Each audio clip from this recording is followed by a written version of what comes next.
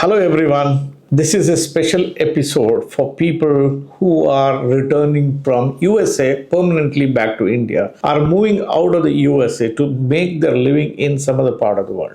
Recently, we had done one part of this episode with our guest speaker, Dr. Rati Tripathi, where she spoke about the compliance related issues that you need to attend to before you exit USA. This is the second part of that video where she talks about other decisions and actions you need to be taking before you exit USA. This is a detailed video for those of you who have an intention to get out of the USA in near future. You must watch this video from the beginning till the end. This is NRI Money Clinic for you, and I am Dr. Chandrakant Bhatt, your financial guide for a happy living.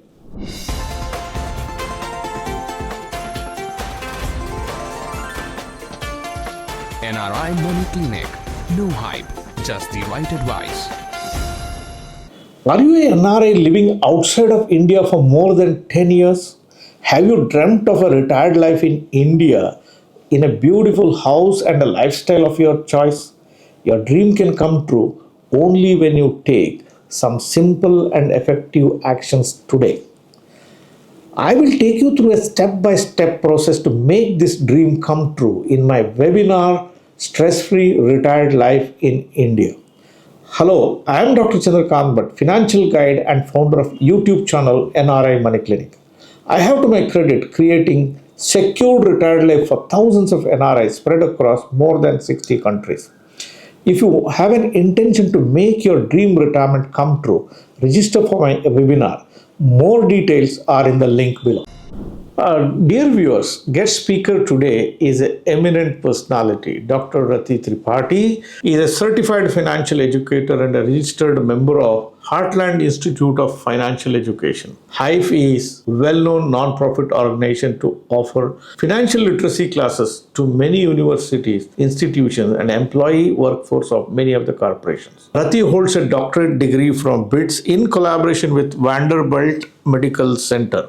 She has over 12 years of experience. She is actively involved in educating the masses on the financial literacy. She constantly conducts group classes and one-on-one sessions tailored to each individual's unique financial needs. She lives in USA and has a great fan following in the community of people who are seeking financial literacy. Welcome to this episode, Rati. It's over to take you through the things individuals have to focus on, which are non-compliant in nature, the personal things that they need to attend to before they exit from USA. In this conversation, the co-founder of NRI Money Clinic, Mr. Tejas Bhatt, is going to talk to her to elicit the required information for the benefit of all of you.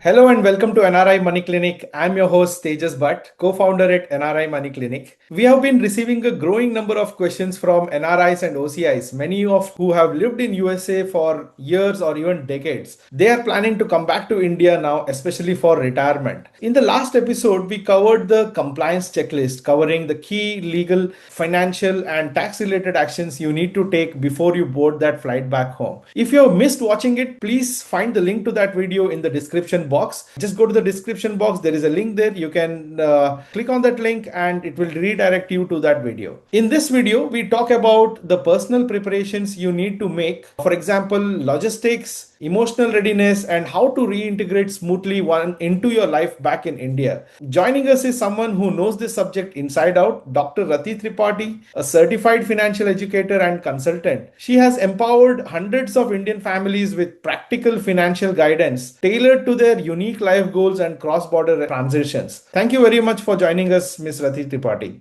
Thank you, Tejas. Thank you. Always glad to connect. Thank you. Rati, so let's straight away get into the topic. So once somebody decides to move back to India from the United States, what are the first logical steps they should take? Based on personal things, we already discussed the professional items they need to take consider. But personal item, first thing I found it's very important that if they are renting a house, they have to figure out how many months left in their lease agreement. And if needed, let their landlord know, find out a solution. Most cases, if people are moving for good and they lost job or something, life happened to them, and they discuss it, they let go the remaining lease. But some agreements are more stricter than the other, and they may want you to find a person, another one, so they can transfer the lease. Otherwise, there are penalties, etc. So sooner you find out and start working towards that would be a great start to go. If somebody is owning a home, obviously this is not a problem, but then you have to find again, as we discussed last time, a real estate agent or property manager based on if you want to keep the home or you want to sell the home. So these are the preparation you should start with, because that involves other people. Most of the other stuff is dependent on you and your family only. So I would always start there. Now, when somebody has been living in the US for a very long time and sometimes even decades, they might have a house and they have a lot of household items that they have in their house and they would like to take it back to India. So, when it comes to the shipping, what's your advice for sending the household items back to India? First of all, I would say start sorting out. There are things you can gift away, the things you can sell, and things you want to donate, or things you absolutely want to take back home. Because there are two kind of values in everything: emotional values and financial values. Most of the time, shipping things back to India is expensive, and things are easily replaceable. Then it's not advisable in most of the time. Gifting builds your connections, selling gives you cash so you can go replace, and donating even give you great tax credit most of the time, so you can use that, and they all are a plus sign. If there are estate sales, you can give them your entire house and they will do sell each item in your home, and they will give hand over cash to you, so you can start use the money to buy the new stuff in India. That's what I would suggest. Let go, restart, refresh. But there are things which you absolutely must take back. In that case, talk to a shipping company, a credible international shipper, who and start reviewing whatever the custom regulations are. Make sure you are following the rules in not shipping any antique or your cat back to India. That's not advisable. You will get in trouble for that. But big ticket item like cars, etc., is generally it's a good idea to. There are several websites, online resources which helps you to sell them off. But if you absolutely want to take it back to India, and you feel that either for emotional or just they're so unique, there may be antique car you are having and you want to keep it forever, totally fine. But then the proper shipping companies will be there to help you out. There are many of them. Thank you, So Rati. So, what you recommend is, as much as possible, try to sell, donate, and only send only those items which are absolutely necessary back to India, because most of the things are replaceable and you can buy brand new things once you're back in India. So that's a And great comment. also, if the things are not that big, if it's not a car and boat, then consider paying for extra baggage. And if you absolutely must, like I remember my sister-in-law long back, she left from here and she brought nothing back but the stuffed toys of her 2-year-old daughter. So we laughed at her, but that was important to her, so she did it. So Yes, yeah. I completely agree. And coming to the topic of children, you spoke about children. So parents with children have faced very unique challenges, because these children have, maybe they are born in US or have been brought up in US for a while. So, what are the precautions or what are the things that they can be well prepared before going back to India? So I would say this is one of the most important aspect you should consider preparing for, and you should take months and years to prepare for your move if time permits. Because people think about is what I ship, what I keep, but children are the most affected human being when you transition from one country to another. Like imagine changing cities. My friends used to be upset about the military kids and all, but here you're changing country. And number one, you need to realistically, emotionally prepare your kid.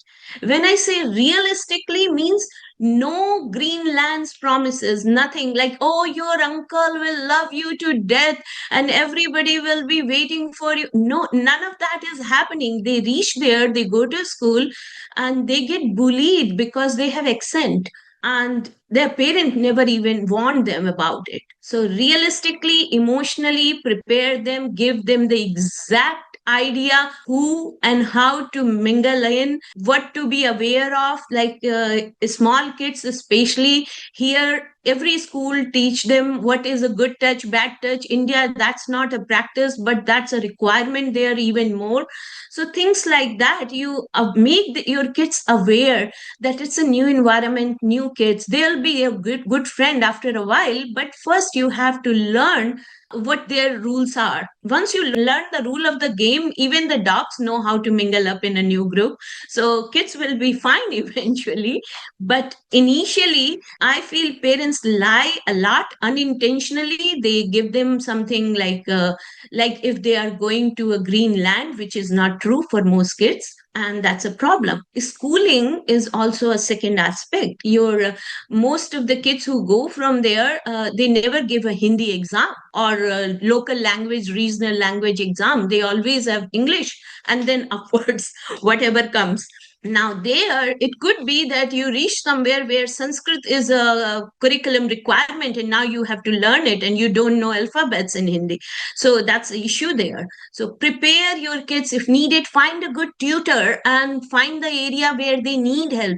And most of all, I sometimes parents are struggling too because it's not an easy move and they forget that their kids are their allies. Sometimes we undermine our kids. We think that they are younger, they don't know, let's not share. No, sit down. We have a culture of family meeting. We talk every week, we sit down and everybody says what we have to say from very long time. Sit down, discuss with even your 2 year old that where you are going, what to expect, what your struggles are, how you going to manage in your office and work. Make them feel like a team partner and ally rather than just a young kid, I would say. And hope for the best, I would. Yeah. Yes, I think it's having young children and trying to move back to India. It's one of the most difficult aspects of planning part because it cannot be decided within 6 months or something. So if you're planning to move back and if you have young children, please give them enough ample time and do enough research before you come back to India because at the end of the day, they need to adapt to the Indian way of education as well as Indian lifestyle back home. So it takes a long time for them to be prepared. So I remember one of my family members who had two children, two girls, and they were of the age 6 and around 8. So they had decided to come back to India, but they thought about the entire thing. They thought for 1 year, 2 year, and then finally they gave up the idea of coming back to India because they said that my children are not prepared. So this is the thing. Sometimes you want to come back to India, but as you have a growing children, you might have to think about them first, how their life is going to be back in India. So True, yes, very true. Yeah. And most of the time, when your kids are fifth, sixth, seventh grader, you start getting call from your Indian friends and family. How can I send my kids to USA for college education or advanced education? Surprisingly, elementary and middle schools are, I feel, it's my personal opinion, are better in India. Like we are taught basics like very strongly, and teachers are very soft here initially, but as you move towards the advanced education, there's no match for most of the courses here and colleges like Yale, Harvard, or whatnot. So most people start calling you that, oh, how can I send my kids to back to USA? So most of the US parents who are planning to move, they start thinking twice that, oh my gosh, they're coming here, why we are going there back. So that's again a decision based on your kids, their education, their future obviously counts. So keep that into account. Now we talk about children coming back to India, and many of the parents who have had kids in United States, who have been born and brought up in United States, they hold a US passport, many of them. Should they be applying for an OCI card to go back to India while they go back to India, or what are your recommendations there? And I have talked to many families where they have an OCI card but they have never applied for their children's OCI card. What is your recommendation there? By all means, treat your kids as important. Like their candidature among the law is as important as you are. We all are people, right? So your kids also have inheritance. They also have right. Your that village land belongs to your great great grandfather, or maybe ease of traveling to India, or their roots are there too. So you treat them in this respect. Wherever legal things come, you treat them as yourself. They should have a passport. If they have US passport, they should have OCI. They should have PAN card also. As soon as they reach 18, you should have their PAN card in order to. So they can do transactions. Life is very short. COVID taught us a lot, and we are here today, and maybe 5 minutes down the road I'm not here. And my kids, if I don't prepare them well in advance and equip them with these small basic things, they will not be able to take the place I desire them to take. So yes, definitely 100% of time, all the documents necessary, including OCI, PAN card. If you choose to live longer in India, then maybe Aadhaar card, things like that need to be in order for sure. Thank you, Rati. For kids also. My 2-year-old used to have OCI card, so please, yes. Yes, thank you very much, Rati. So, it's very, very important to have an OCI card for your done for your children as well. And once they turn 18, also please ensure that they have a PAN card as well back in India. So, And one thing I would like to add that you always have to keep in mind, and we have recently gone through this, that your US passport we applied like 15 years back, and now passport is expiring but OCI card is still good. Passport got renewed, the OCI card has old passport information, but we got new passport, so they don't match anymore. So you have to, in this case, when you renewed your US passport, you have to resend it for all of your family, not just for kid, to get the new passport mentioned in your OCI card, so you don't get into any issues. speaking of the OCI card, we have done a video on OCI card on our channel itself. So if you want to know more about OCI cards, I will leave a link to that video as well in the description box. Please watch that video to know everything about the OCI cards, what happens when you change, when your passport gets renewed, how do you update the numbers. All the details are mentioned in that video. I would suggest everybody to go and watch that video as well. For sure. Rati, it's often very hard to say goodbye. You have lived in a country for so many years. You are so accustomed to that country. How do you recommend people to handle farewells and still stay connected back to your friends in US? How do you prepare people emotionally for that? Yeah. So number one, I'm not fan of doing hard things. If it's hard to say goodbye, never say goodbye. It's a small word. Stay connected, never break bridges. Yes, your friends and family here will give you nice farewell parties, enjoy them, eat good meals, and exchange number, build your connection book or contact book, whatever we used to have address book long time back, but now your phones, etc. Be on your social media or anything. Make promises that I will do this when I go back for use, things like that. So, and do it on time. Reach out when even you are back in India, call back and say, hey, I did this XYZ for you as I promised.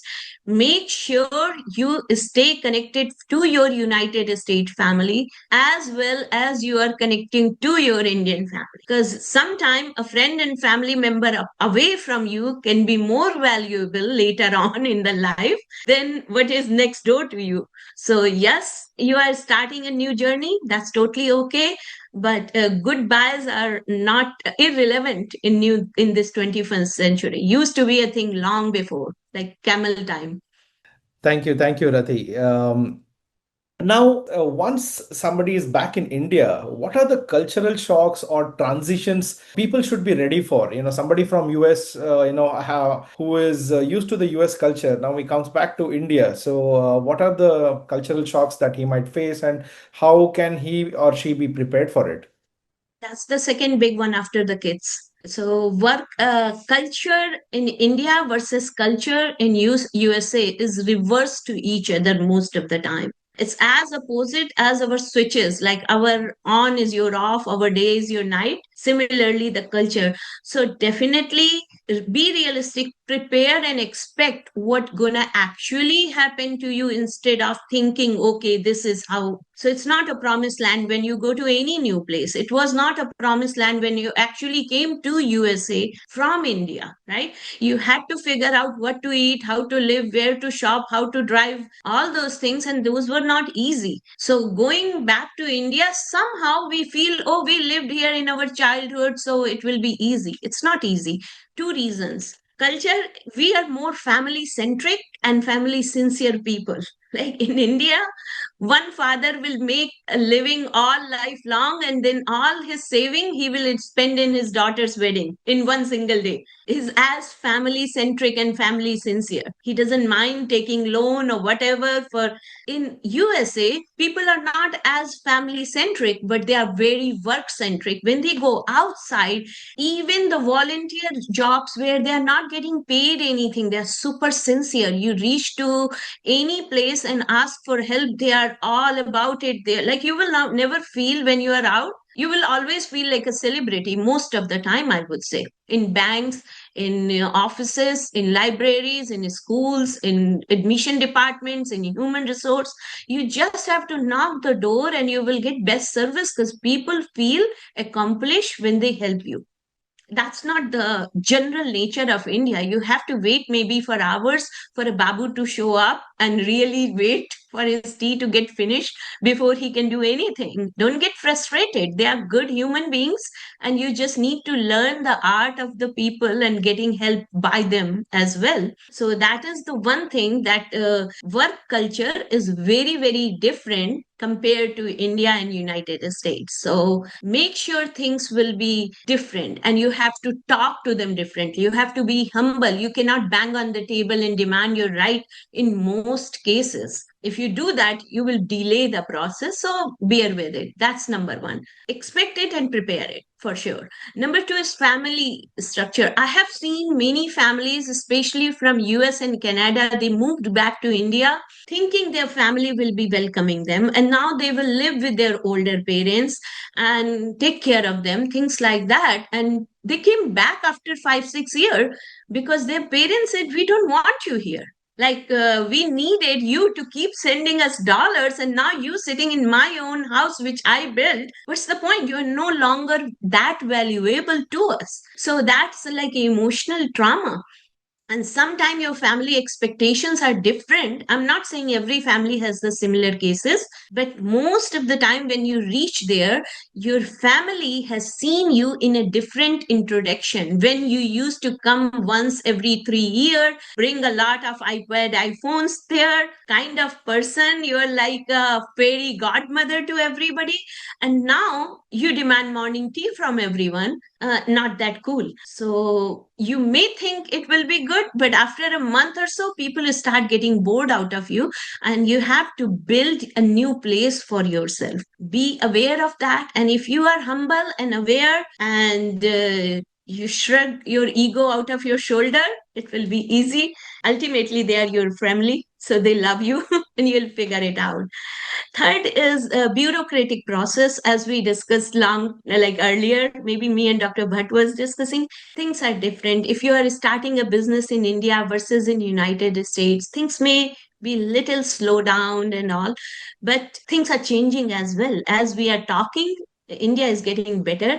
It's one of the most fastest growing country in the world. So these things which you are this time which you are investing on these issues now may pay off big time later on. So I would say hassle is like free, but it's coming with a great promise. So all by all means, take it and be prepared for it. And if there is anything, yeah, there's some cities I would say they just you might be feeling what Rati is talking about. I'm living in Trivandrum and Bangalore. I never saw that cities are better than New York. Yes, true, but it's 90-80% of India is not like Bangalore, Mumbai, or Delhi. So those places, people have to be ready to go and take on a new life and new challenges.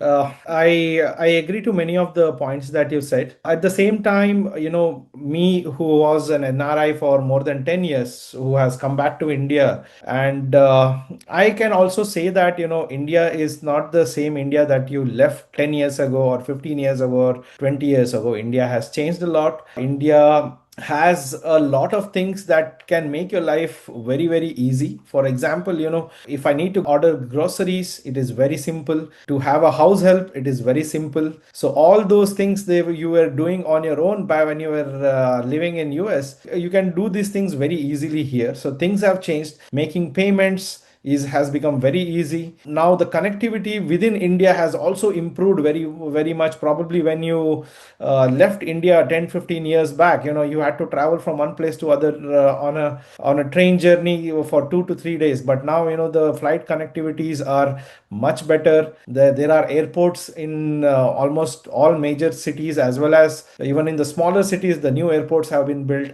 So life in India is changing, and there are a lot of NRIs who have come back to India, who have had a good experience coming back to India, and they're quite happy about their decisions as well. So yes, with all these drawbacks, there are also positives that come along with it. See, drawbacks, Tejas. I 100% agree with you. I am saying the only thing I'm saying when, like, if I come back to India for good, it will take me few months to figure all these things out, what you Yes. just explained. So it's not about that India is not growing and they don't have facilities. Like, look at the roads now. I was like Kanpur to Lucknow. It's like so easy now. We go there and we used to spend 4 hours in that tour. So things are definitely a lot better and they're moving. But now when we go there, we don't remember our ways. We have to take help of Google or map or something on the roads which we used to travel every day, every morning.